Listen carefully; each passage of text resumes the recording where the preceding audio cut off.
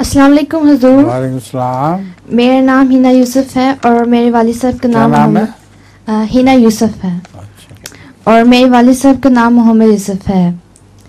हुजूर, क्या आपने खिलाफत के बाद कभी खुद शॉपिंग की है? क्या किए? शॉपिंग खुद की है कभी खिलाफत के बाद? क्या चीज? आपने कभी खुद शॉपिंग की है?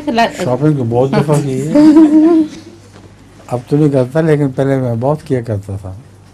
हॉलैंड में जाता है, हॉलैंड जाके तो खैर बहुत किया करता था।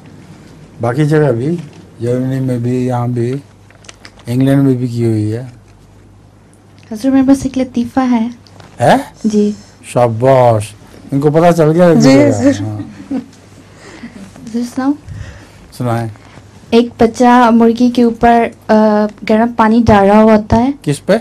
मुर्गी के ऊपर। ओहो। तो उसकी अम्मी कहती है, बेटा तुम ये क्या कर रहे हो? हाँ। तो कहता है, अम्मी ये उबला हुआ अंडा देगी।